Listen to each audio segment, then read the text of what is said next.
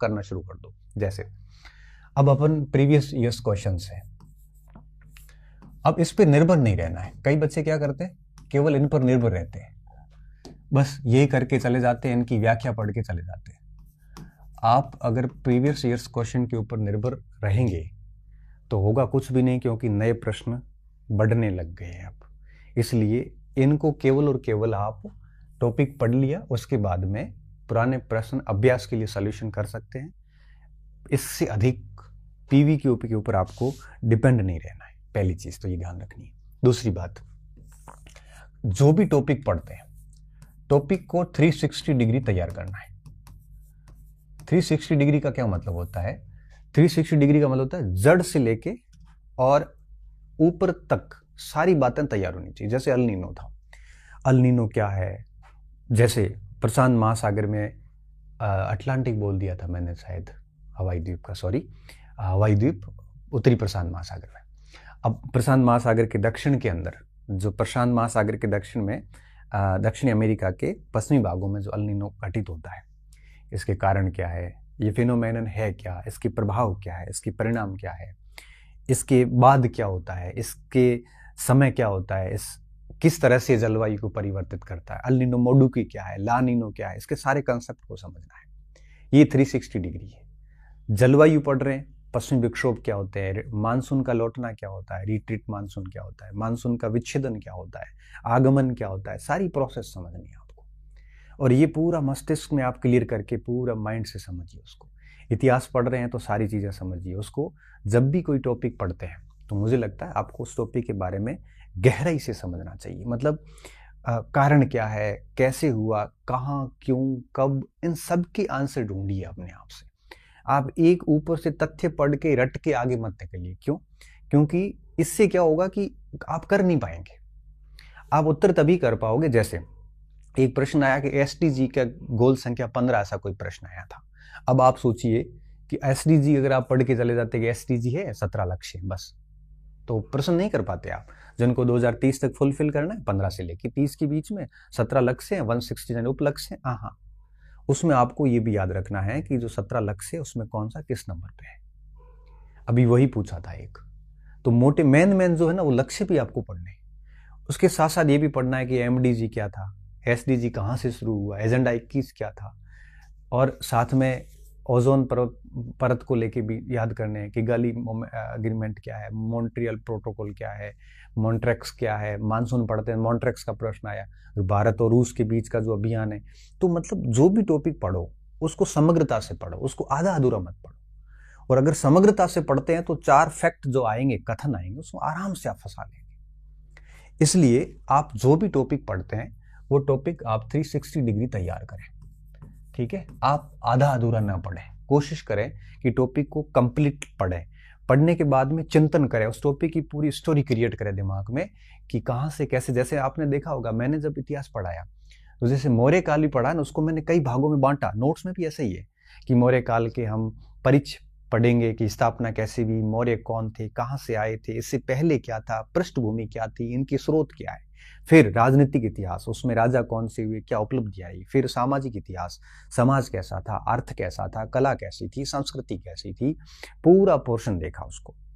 अब क्या ऐसे बांट लिया ना, तो अब आप उसका चिंतन करिए कि कहाँ से क्या हो रहा है। जैसे इकोनॉमिक्स है, मॉनेटरी, आप इन्फ्लेशन पढ़ रहे हैं, इन्फ्लेशन के बाद पढ़िए कि महंगाई में, मुद्रास्फीति में क्या फर्क है, इन्फ्लेशन, डिफ्लेशन, डिसइन्फ्लेशन, और आपके रिफ्लेशन क्या होता है, स्टैगफ्लेशन क्या है, स्क्रूफ्लेशन क्या है, इन्फ्लेशन के कारण क्या है, इसकी टाइप कौन कौन सी होती है। जैसे मुद्रा लागत आधारित इन्फ्लेशन क्या है, महंगाई आधारित इन्फ्लेशन क्या है, इनबिल्ट इन्फ्लेशन क्या होता है, कॉस्ट बेस्ड क्या होता है, सप्लाई बेस्ड क्या होता है, डिमांड बेस्ड क्या होता है, सारा पढ़ लिया। फिर हेडलाइन इन्फ्लेशन क्या है, कोर इन्फ्लेशन क्या है, WPI CPI क्या क्या है, IIP क्या है, किस तरह से इसको ज्ञात किया जाता है, लैस्पराइसी फॉर्मूला कौन सा है, WPI के अंदर, बास्केट के अंदर कितनी चीज़ें हैं, कितने कैटेगरीज की गई है। अब आप उसको अगर कंप्लीटली पढ़ते हैं तो मुझे नहीं लगता कभी प्रश्न गलत होगा। जैसे अभी कोर इन्फ्लेशन और हेडलाइन इन्फ्लेशन का प्रश्न आया हुआ था, मैंने ये 2nd ग्रेड में पढ़ाया था, RSPH में भी पढ़ाया था। तो अगर आप उसको इन्फ्लेशन को कंप्लीट तैयार करते हैं तो मुझे नहीं लगता कि वहाँ से प्रश्न है वो गलत हो सकता है। अब वो इन्फ्लेशन को पढ़ने के बाद में अगर आप पूरे इसमें इन्फ्लेशन की स्टोरी क्रिएट कर, थोड़ा वीडियो लंबा हो रहा है लेकिन चीज़ें खुद महत्वपूर्ण है, तो उसकी पूरी स्टोरी क्रिएट करते हैं। तो पूरा टॉपिक अगर आप सोच पा रहे हैं 2-5 मिनट में पढ़ने के बाद में, इसका मतलब फ्रेमिंग तैयार हो रही है, इसका मतलब आपने जो पढ़ा है वो आप मेमोरी रिकॉल कर पा रहे हैं, तो फिर प्रश्न गलत हो ही नहीं सकता। फिर आपको मजा आएगा ऐसे प्रश्नों को देख के जिसके 4 ऑप्शन दिए हुए, आपको एलिमिनेट करने में बड़ा आनंद आता है क्योंकि आपका कंसेप्ट क्लियर है। इसलिए कोई भी टॉपिक पढ़ें उसको 360 डिग्री तैयार करें। प्लस इसके अलावा देखिए, अब जितने भी वन लाइनर है, जैसे आप पढ़ते हो आजकल क्या है, ये वन लाइनर काफी चलता है ना। वन लाइनर का मतलब एक लाइन लिखी हुई होती है, खाली तथ्य होता है, नीचे कोई स्टोरी नहीं होती है। इस वन लाइनर, दूसरों के शॉर्ट नोट्स, ठीक है, और YouTube के ऊपर जो आधा अधूरा ज्ञान होता है, वो आधा अधूरा टॉपिक, मैं तो कहता हूं इन सब से बचें। क्यों? क्योंकि वन लाइनर से आप बिल्कुल कुछ नहीं कर सकते। अब कई किताबें मार्केट में वन लाइनर आती है, एक लाइन में एक फैक्ट होता है, उसके पीछे की कोई कहानी नहीं पता। ये लिखा हुआ है कि बृहदारण्यक उपनिषद के अंदर गार्गी और याज्ञवल्क्य संवाद है, छांदोग्य उपनिषद के अंदर श्वेतकेत आरुणि उद्दालक और श्वेतकेत की कहानी। अगर अंदर से पूछ लिया तो क्या करोगे? मतलब मेरा ये है कि वन लाइनर से आप एक तथ्य रट सकते हैं, लेकिन विश्लेषणात्मक प्रश्न का उत्तर नहीं दे सकते। एक ही प्रश्न में 6 तथ्य डाल दिए तब आप उत्तर नहीं दे सकते, और वन लाइनर याद करने में बड़ी मुश्किल होती है। शॉर्ट नोट्स आप दूसरों के मत पढ़िए। दूसरों के शॉर्ट नोट्स पढ़ोगे तो क्या होगा कि दूसरे व्यक्ति, शॉर्ट नोट्स का मतलब होता है तथ्य डाल देता, बाकी चीजें छोड़ देता है। अगर आप दूसरों के शॉर्ट नोट्स पढ़ेंगे तो होगा क्या? होगा ये कि वो तथ्य आपको देखने के बाद पीछे की कहानी पता नहीं होगी, तो आप डेस्क्रिप्टिव प्रश्न डेफिनेटली नहीं कर पाएंगे। मतलब जो एनालिटिकल प्रश्न होता है आपकी रेंज से बाहर होता है। शॉर्ट नोट्स आप खुद के बना सकते हो, किताब पढ़ के अच्छे से बना सकते हो, लेकिन दूसरों के शॉर्ट नोट्स कोई काम के नहीं है। ठीक है। तीसरी बात, आधा अधूरा ज्ञान हमेशा हानिकारक होता है। वो आपको फैक्चुअली भी गलत करवाएगा और एनालिटिकल प्रश्न भी आपको गलत करवाएगा। उससे कभी भी आपका कंसेप्ट क्लियर नहीं होगा, और जब तक कंसेप्ट क्लियर नहीं होगा तब तक आप हर बार बदलते पैटर्न को कभी भी आप उसको पहुंच नहीं पाओगे। तो बेहतर है कि इन चीजों से बचें। उसके स्थान पे आप अवधारणाओं को मजबूत करें, किसी भी टॉपिक का कंसेप्ट मजबूत करें। मैं आपको बताऊं कि जब जैसे मैं पढ़ाता हूँ, मैं इकोनॉमिक्स, ज्योग्राफी पढ़ाता हूँ, हिस्ट्री पढ़ा लेता हूँ, कंसेप्ट बहुत मजबूत होना जरूरी है। भूकंप पढ़ते हैं तो आपको पता होना चाहिए कि प्रत्यास्थता एनर्जी क्या होती है। भूकंप पढ़ते हैं तो पता होना चाहिए कि आपके भूकंप की टाइप कौन कौन सी है। आपको पता होना चाहिए कि भूगर्भीय तरंगें कौन सी है, बाहरी तरंगें कौन सी है, किसकी आवृत्ति कैसी है, किसका वेवलेंथ कैसा है। वेवलेंथ ज्यादा होगी तो आवृत्ति कैसी होगी, आवृत्ति ज्यादा होगी तो वेवलेंथ कैसा होगा, कम आवृत्ति वालों का प्रभाव कैसा होता है, अधिक आवृत्ति वालों का प्रभाव कैसा होता है। आपको ये सारी चीजें दिमाग में रखनी पड़ती है। अगर कंसेप्ट, अवधारणा मजबूत है आपकी, तो आप प्रश्न का उत्तर गलत कर ही नहीं सकते। अगर अवधारणा कमजोर है तो अंदर से बड़ा कमजोरी सा फील होता है, कॉन्फिडेंस कभी नहीं आएगा। इन चीजों में कभी कॉन्फिडेंस नहीं आता। कॉन्फिडेंस कब आता है? जब आपका टॉपिक, कंसेप्ट बेहद क्लियर है। और अवधारणा कब मजबूत होती है? अवधारणा तब मजबूत होती है या तो आपने पुस्तकों से पढ़ा है, पुस्तकों से पढ़ा है तो आपकी अवधारणा मजबूत होती है, कहीं दिक्कत नहीं है। यहाँ आपने एक अच्छे शिक्षक से पढ़ा है, क्योंकि अच्छे शिक्षक का मुझे इसलिए कहना पड़ता है क्योंकि आज की दुनिया में शिक्षक 2 टाइप के हो गए। एक होते हैं मनोरंजन करने वाले। मनोरंजन वाले क्या करते हैं? जोर जोर से चिल्लाएंगे और 4 फैक्ट बता के टॉपिक नया शुरू कर लेंगे, ट्रिक आधारित चीजें बता देंगे। और कौन से होते हैं? जो लाइक शेयर ठोको उस पर बने रहते हैं। ये सारे मनोरंजन वाले हैं, जिनको इस पैटर्न से कोई मतलब नहीं है। अच्छे शिक्षक वे हैं जो इन चीजों से हटके और आपको किसी टॉपिक की पूरी अवधारणा समझा सकें। तो एक अच्छे शिक्षक, आप ये मत सोचना कि मैं पढ़ा रहा हूं तो आप, मैं इसलिए बोल रहा हूँ शिक्षक का, क्योंकि पुस्तकों से भी बेहतर कंसेप्ट शिक्षक क्लियर करता है। क्योंकि पुस्तकों की कई टर्म्स ऐसी होती है हमें कभी समझ में नहीं आती। टीचर्स बोलता है, और टीचर्स क्या करते हैं? टीचर्स जो है वो आपके एक लंबा अनुभव लिए होते हैं। जो बात समझने में आपको 2 दिन लग जाते हैं, वो टीचर्स आपको 5 मिनट में समझा देते हैं। तो कई बार ऐसी स्थितियां आती हैं कि शिक्षक कंसेप्ट को क्लियर करने में बेहद मददगार सिद्ध होते हैं।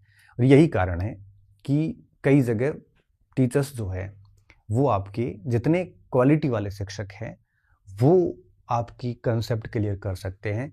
और इन चीज़ों से होता क्या है कि टीचर से पढ़ने के बाद पुस्तक भी अच्छे से समझ में आती है। अब इस बात को स्वीकार करिए, कोचिंग की आप भली आलोचना करिए। मैं देखता हूँ कई दिनों से, कोचिंग का आलोचक मैं भी रहा हूँ, लेकिन मैं कोचिंग की बजाय मैं शिक्षक का आलोचक रहता हूँ। शिक्षक अच्छा है तो आपके लिए कोचिंग भी अच्छी है। शिक्षक अच्छा नहीं है और सिर्फ आप रील्स वगैरह देख के, आप अगर पोस्टर देख के गए हुए हो और वहाँ कोई पढ़ा अच्छा नहीं रहे फिर भी आप वहाँ बैठे हो, तो फिर ये आपकी गलती है। वो तो अपना बिजनेस कर रहे हैं, आपको समझना चाहिए। जब हम कोचिंग के पीछे माफिया शब्द का यूज करते हैं ना, तो मुझे लगता है कि भागीदार तो स्टूडेंट भी बराबर है। कोचिंग तो बिजनेस है, वो अपने कस्टमर को अट्रैक्ट करने का काम करेगा, लेकिन कस्टमर को समझदार होना जरूरी है कि आपके लिए क्या फायदेमंद है। इसलिए कहते हैं कि शिक्षक से कंसेप्ट क्लियर करने के बाद आप पुस्तक देखोगे ना, तब आपको लगेगा कि वाकई में वो चीजें आपको समझ में आ गई। और कुछ तो सब्जेक्ट ऐसे हैं जहां टीचर से पढ़ना ही पड़ता है, और अगर टीचर से वो बच्चा नहीं पढ़ता जिसने 11th क्लास, 12th क्लास और पूरी कॉलेज पढ़ाई बड़े तरीके से प्रोफेसर्स के अंडर में की हुई है, मूल किताबों से पढ़ा है, उसको मुझे लगता है कि बाद में शिक्षक की आवश्यकता नहीं होती, क्योंकि उसने 5 साल शिक्षकों के साथ रह लिया। जिस बच्चे ने कॉलेज में मास्टर का शक्ल भी नहीं देखी, जब कॉलेज में आपने किसी प्रोफेसर से पढ़ा ही नहीं, तब आपको आगे जाके शिक्षकों की आवश्यकता रहती है। वो आपके कंसेप्ट को क्लियर करते हैं।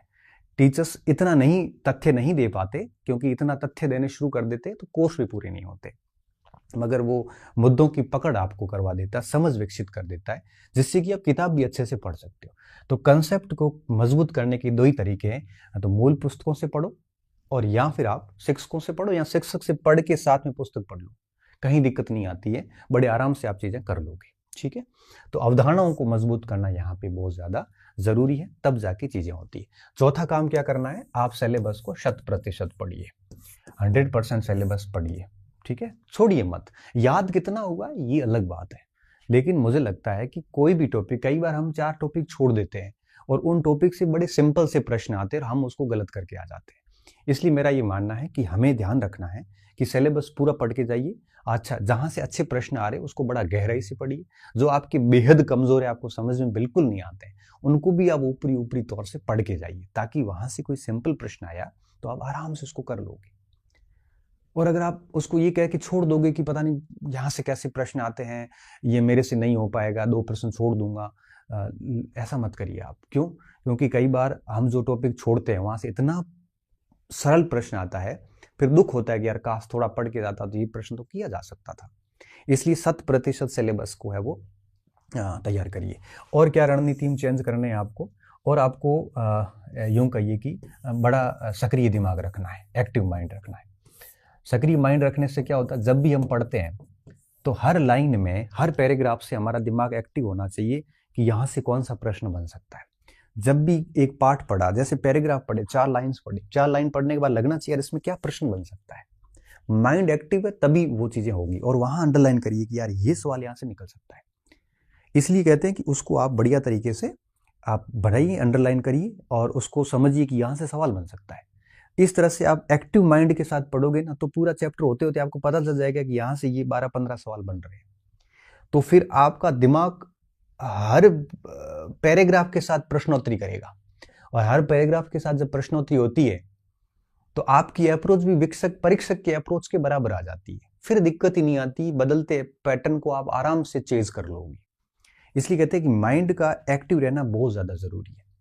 और इसके अलावा क्या ध्यान रखना है, इसके अलावा सक्रिय माइंड के साथ साथ में रिवीजन, बहुत बार रिवीजन करिए और भरपूर अभ्यास कीजिए। और अगर आप किताबों से पढ़ते हैं, पुस्तकों से, तो आप शॉर्ट नोट्स बनाइए खुद के और उनको बार बार पढ़िए। और अगर आप कोई डिटेल्ड नोट्स पढ़ रहे हैं तो उनको भी बार बार पढ़िए। जैसे डिटेल नोट्स इसलिए कह रहा हूँ, कई बार मैं खुद ही कहता हूँ कि जैसे मेरे से कोई इतिहास पढ़ रहा है तो मैंने इतना दे दिया, मैं कई बार खुद ही कह देता हूँ कि आप पुस्तक नहीं भी पढ़ोगे तब भी चल जाएगा। ऐसा हर कोई शिक्षक न दावा कर सकता, न करेगा कोई, क्योंकि इसमें बड़ी रिस्क है। ठीक है, तो मुझे लगता है कि मैंने उतना दे दिया है, फिर भी आपको लगता है कि नहीं सर किताब पढ़नी है तो आप पढ़ लीजिए, किताब पढ़ना कोई है नहीं। लेकिन मैंने ये कहा है कि मेरे जैसे नोट्स या मेरी जो सामग्री है उसको आप पूरा याद कर लीजिए बढ़िया तरीके से। उसके बाद अगर पुस्तक पढ़ते हो तो कोई लॉस वाली बात नहीं है, लेकिन सिलेक्शन उसमें भी हो जाता है, केवल नोट्स में भी आराम से काम हो जाएगा, इसमें कहीं कोई दिक्कत नहीं। क्योंकि किताबें जितनी भी हैं उनमें हमने बहुत कुछ चीज़ें ग्रहण करी है, बड़ी आसान भाषा दी है, बहुत कंसेप्ट दिए हैं, फैक्चुअल भी बहुत दिया हुआ है, बाकी तो सारी चीज़ें आपको पता ही है। फिर भी मैं बुक्स के लिए कभी किसी को मना नहीं करता, जिसको पढ़ना है वो किताब पढ़ सकते हैं, और पुस्तक पढ़ने से कोई लॉस नहीं है, ठीक है ना। बस ये है कि थोड़ा सा टाइमिंग का हमें ध्यान रखना पड़ता है, ठीक है। तो रिवीजन करिए, अभ्यास करिए, शॉर्ट नोट्स रखिए और सामग्री अपनी सीमित रखिए, ठीक है, सीमित सामग्री रखिए, इसमें कोई नुकसान वाली बात नहीं है, ठीक है। तो ये चीज़ें आप कर सकते हो। तो मैं वापस कह देता हूँ, पीवाई के ऊपर निर्भर नहीं रहना है, और टॉपिक 360 डिग्री पूरा कंप्लीट तैयार करना है। वन लाइनर, शॉर्ट नोट्स, आधे अधूरे जो चीज़ें हैं, शॉर्ट नोट्स स्वयं के, दूसरों के नहीं, आधे अधूरे जो टॉपिक है ऐसे नहीं करने हैं। अवधारणाओं को मजबूत करना है। अवधारणा मजबूत करने के लिए या तो प्रॉपर पुस्तक पढ़िए, शिक्षक से पढ़े हैं तब भी अवधारणा बढ़िया हो जाती है।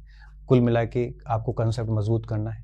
सिलेबस 100% पढ़िए, माइंड सक्रिय रख के पढ़िए। जब भी पढ़ते हो तब आप हर पैराग्राफ में प्रश्नोत्तर करिए आप, और रिवीजन करिए, अभ्यास करिए, और खुद के शॉर्ट नोट्स बना सकते हो। लिमिटेड कंटेंट रखिए और उसको बार बार पढ़िए। ये रणनीति में आप परिवर्तन, अब अच्छा ये आप कर रहे हैं तो मुझे लगता है कि आप इस पैटर्न आपको डरा नहीं पाएगा, आप बड़े आराम से चीज़ों को संतुलित कर लोगे। अब तीसरा जो प्रश्न आता है वो ये आता है कि सामग्री में परिवर्तन करना है कि नहीं करना है।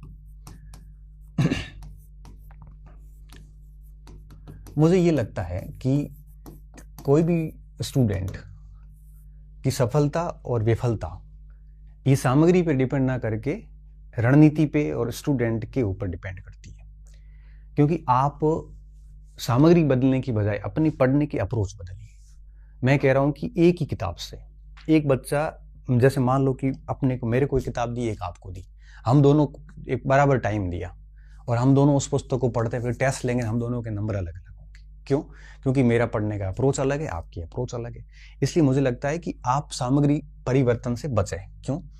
आप सामग्री परिवर्तन केवल नहीं करें, केवल एक ही स्थिति में करें जब आपकी सामग्री सच में आउटडेटेड है और 80-90% सवाल अगर उसमें बैठ रहे हैं डायरेक्ट एंड डायरेक्ट, तो नहीं बदलनी है आपको सामग्री, ठीक है। नहीं बदलें। अगर आपका 80-90% सवाल बैठ रहे हैं, कवर है, तो आपको सामग्री नहीं बदलनी है, ठीक है। आप देख लो, आप जैसे आपको पता है इस बार पेपर आ रहे हैं, आपके पास कंटेंट पड़ा है, आप चेक कर सकते हो 2 दिन बैठ के आराम से। अगर 10 में से 7-8 प्रश्न बढ़िया मिल रहे हैं तो कोई दिक्कत नहीं है, सामग्री कोई चेंज नहीं करनी। बस उस चीज को थोड़ा सा, पढ़ने का जो पैटर्न है ना, वो थोड़ा सा चेंज करिए। जैसे पैटर्न क्या चेंज करना है, ये इस तरह से करना है आपको, और कुछ नहीं करना है, ठीक है। तो सामग्री बदलने की आवश्यकता नहीं है। अगर आप कहोगे कि सर बदलनी कब है, बदलनी तब है जब आपका कंटेंट जो है बहुत पुराना आउटडेटेड कंटेंट है, तो चेंज करिए। अगर आउटडेटेड है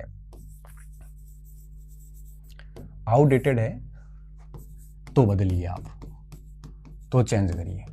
आउटडेटेड का मतलब क्या है? जैसे पुराने कोचिंग सेंटर्स के नोट्स पड़े हैं, अभी पता नहीं कब के लिखे हुए हैं, उनमें से सवाल तो आ नहीं रहे, तो चेंज करो। फिर उसके अच्छे स्थान पे कोई गाइड ले लो, कोई बुक्स ले लो, चेंज कर दो। आपको सिर्फ और सिर्फ करना क्या है, आपका नए पेपर जो आए हैं पिछले 6 महीने के, उनको जो टॉपिक कोर्स में है उनको देख लो आप। वहां से अगर आपको 10 में से 8-7% मिल रहे हैं तो चेंज करने की आवश्यकता नहीं है, भले किसी भी कोचिंग के नोट्स हो, चाहे मेरे भी हो। और अगर आपको नहीं मिल रहे वहां से 4-5 सवाल ही मिल रहे हैं, तो आप समय रहते हुए उसको बदलिए और उसके स्थान पे किताब या गाइड है वो लाके पढ़ लीजिए, कहीं फर्क नहीं पड़ता। बस ये है कि हर भाग की आपको एक आधी गाइड रखनी है। दूसरी चीज क्या है, देखो, सिलेबस 100% पढ़िए। 100% कोर्स न तो तैयार होते हैं और न ही वो याद होती किताब है। मैं आपको बता दूं, जैसे मान लो कि मेरी किसी किताब में, जैसे मैं बताऊं, मेरे 2nd ग्रेड में भी जो इतिहास के प्रश्न है, 19 के 19 प्रश्न अपने कंटेंट से आए और मैंने सोल्यूशन यूट्यूब पे करवाया, आप प्रूफ सही देख सकते हो। लेकिन मुझे ये पता है कि वो याद नहीं होंगे आपसे। सवाल आए, ये मेरे लिए अच्छी बात है, मैं अपना पक्ष यहाँ आके रख लूंगा कि मेरे पढ़ाए हुए सारे प्रश्न आए, मगर याद आपको कितने हुए ये मैटर करता है। इसलिए कहते हैं कि सवाल 100% आए, वो ठीक बात है, वो लेखक या शिक्षक वो सेफ हो गए, मैं सेफ हो गया ये कहने के लिए कि मेरा सवाल आ गया। अब आपसे याद नहीं हुआ तो मैं क्या करूं? अब हमने इतना पढ़ा दिया तो सवाल बाहर जाएगा भी कैसे? इसलिए कहते हैं कि आपके पास सामग्री कौन सी है, इससे ज्यादा महत्वपूर्ण ये कि आपको याद कितना हुआ है, आपको याद कितना हुआ है, ये ज्यादा महत्वपूर्ण है। सामग्री मैं कह रहा हूं कि आप पूरे मार्केट की भर के रख दो, लेकिन आप उसको याद कर पा रहे हैं कि नहीं कर पा रहे, ये देखना ज्यादा जरूरी है। इसलिए आप वो सामग्री चुनिए जिसको आप याद कर सकते हो, पढ़ सकते हो। आप वो सामग्री मत चुनिए जिसमें 100% सवाल आ रहे हैं। मैं कह रहा हूं जिसमें 90% आ रहे हैं लेकिन आपको वो याद बढ़िया हो रही, तो लीजिए वही पढ़िए।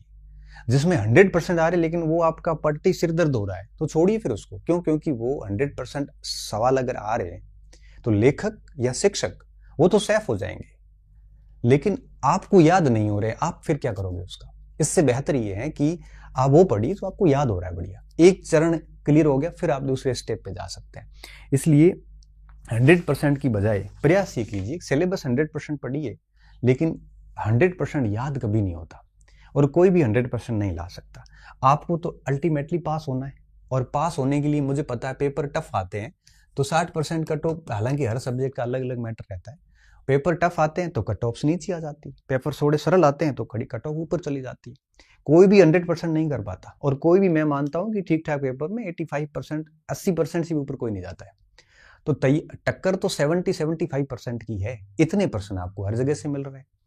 इससे अच्छा है कि आप है वो ऐसी सामग्री लीजिए जो आपको याद हो रही है, चाहे वो नोट्स हो सकते हैं, डिटेल्ड नोट्स, शॉर्ट नोट्स नहीं, वो गाइड्स हो सकती है, वो किताबें हो सकती है, सारे ये की है। मैं तो ये मानता हूँ आप किसी को भी प्रेफर कर सकते हो, आप जो बड़ी पुस्तकें हैं उनको पढ़ सकते हो, लेकिन ध्यान रखना उनको पढ़ने के बाद में आपको शॉर्ट नोट्स खुद के बनाने पड़ेंगे, नहीं तो परीक्षा के टाइम इन किताबों का रिवीजन नहीं होगा, और बिना रिवीजन ये किताबें परिणाम नहीं दे पाएगी। दूसरी बात, आप अगर कोई ढंग की गाइड भी पढ़ते हैं तो भी दिक्कत नहीं है। क्यों? क्योंकि गाइड में भी 70-80% गाइड से भी सवाल आ जाते हैं, लेकिन गाइड ठीक ठाक होनी चाहिए। गाइड के नोट्स नहीं बनते, ठीक है, गाइड के नोट्स की जरूरत नहीं रहती। अगर आपने कोचिंग करी है और कोचिंग के आपके नोट्स है तो आप उसके साथ रहिए, देख लीजिए, इन पेपर्स में मिला के देख लीजिए, नोट्स आपके पास है और पेपर आ रहे हैं वो आप चेक करते रहो। अगर आपको लगता है कि कोचिंग के नोट्स 80-90% सवाल दे रहे हैं तो उसको बढ़िया से रट लीजिए। अगर आपको लगता है कि ये याद भी आसानी से होंगे, अगर आपको लगता है कि ये 40-50% पे ही है, तो आप पुस्तकों की तरफ चले जाइए। अल्टीमेटली यहाँ से तो सवाल आना ही है, और तो कहाँ से जाएंगे। अब ये बात मेरे पे भी लागू है क्योंकि नोट्स मेरे भी है। अब मैं ये नहीं कहूँगा कि मेरे नोट्स पर आप निर्भर रहिए, ये मैं इसलिए कह पाता हूँ क्योंकि मैंने इतना पढ़ाया, मुझे पता है। तो आप खुद चेक कर सकते हो पिछले जितने भी पेपर हुए हैं। हालांकि मैंने नोट्स जारी किए उसके बाद में ही 5 पेपर हुए हैं। संस्कृत का पेपर बाद में हुआ है, मैंने नोट्स पहले टाइप करवा दिए थे, वो लिखवा दिए थे, हैंड रिटन करवा दिए थे। पढ़ाया हुआ मेरे पहले ही पढ़ाया हुआ है, आपको पता है, सारे बच्चों को पता है। संस्कृत के बाद में हुए, सामान्य शिक्षा का प्रोफेसर भी पेपर बाद में हुआ, मैंने सारे सॉल्यूशन सहित करवा रखे हैं। आप खुद चेक कर सकते हो। आपको लगता है कि सर ये कंटेंट पर्याप्त है और प्रश्न आ रहे हैं तो उसको याद कर लीजिए, यहीं से काम हो जाएगा। इसलिए कहते हैं कि कंटेंट कौन सा आपके पास में, इससे ज्यादा महत्वपूर्ण है कि वो याद कितना है आपको। तो लिमिटेड कंटेंट रखिए और बार बार उसको है वो याद रखोगे तो चीजें हैं वो बढ़िया हो जाएगी। बाकी बदलते पैटर्न को लेके डरने की आवश्यकता नहीं है, बस कुछ इन चीजों का थोड़ा सा ध्यान रखोगे तो सारी चीजें ठीक हो जाएगी। ये छोटे छोटे परिवर्तन जो है हुए और ये एक हर समय में होते आए, पहली बार नहीं है ये, ठीक है। उम्मीद कर रहा हूँ मैंने सारी चीज़ें आपकी सोल्यूशन कर लिया होगा और मुझे बड़ा भरोसा है कि मैं सारी आपकी डाउट्स को क्लियर करने में सफल हुआ होगा। बहुत बहुत धन्यवाद विद्यार्थियों, अच्छे रहिए, मस्त रहिए और पढ़ते रहिए।